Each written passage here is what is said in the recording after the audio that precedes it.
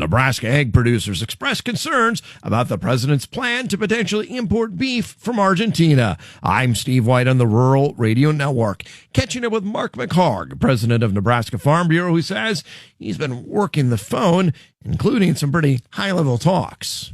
Mark, for the president to make some comments about beef, and we're going to potentially bring in some beef from Argentina.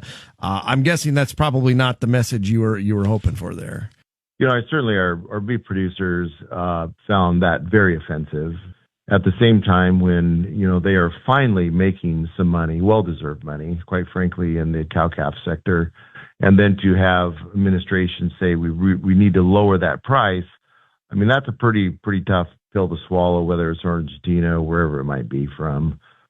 Just the fact that because we have profitability in each sector, that we need to tamp that down, and that's not fair to the consumer, just doesn't sit well.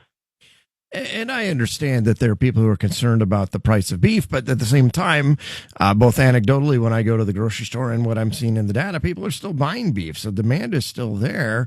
I understand that there are concerns from the administration, but do you think there are other ways they could maybe go about this?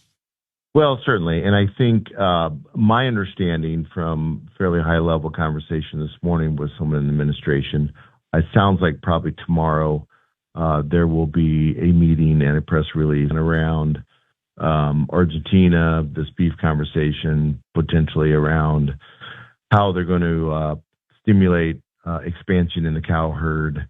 A number of things, it sounds like, may come out tomorrow. Because I'm guessing that Farm Bureau, generally you would view that the market, that's what should dictate things. And if people are willing to pay that price, and if that comes back and benefits the producers, that's generally, I think, probably the way you would like it.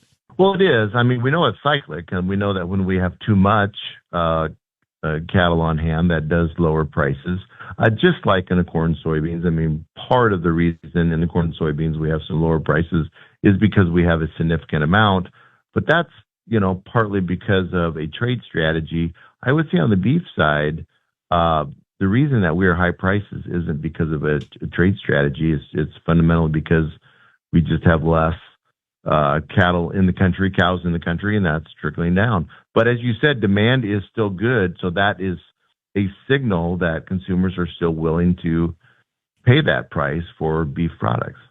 Meanwhile, though, you mentioned on the row crop side of things, do you get the sense, though, that some of the economics we're dealing with there are as a result of some government intervention? Do you think that's the case?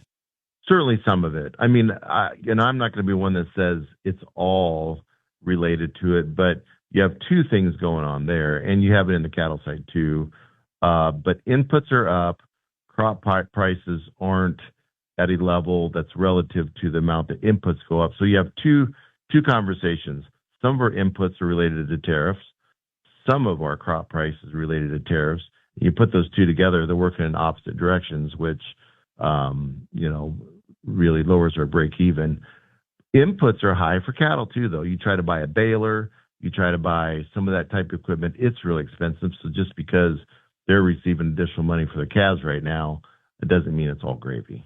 With all of this in mind, if we were to see some action from Congress, along with an aid package, but you would still, I'm sure, love to see something like the E15. My recommendation to one of the top administration officials I talked to this morning, I told this person that you really, really need to get the president himself, talk about the need to get E15 year-round done.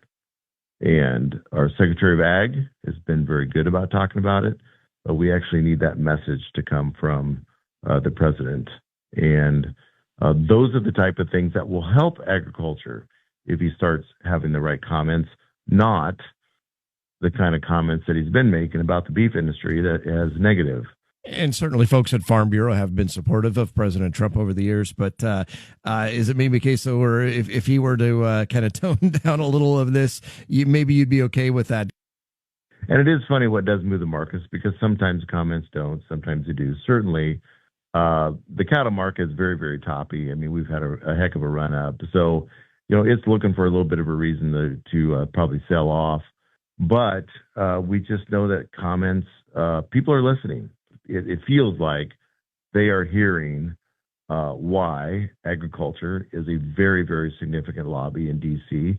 and because it's a very, very significant part of the economy of our country and of Nebraska. And so when you make comments that potentially move the market, if you're the guy that's selling your calves one time a year and you had them scheduled for Friday or Monday or Tuesday here, and you see a decrease in the market, that's money you may never get back. And so that's the reason we just have to be very careful.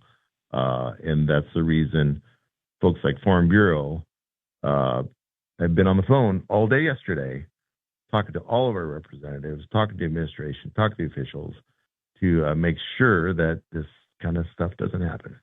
That's Mark McHargue, president of the Nebraska Farm Bureau, joining us on the Rural Radio Network.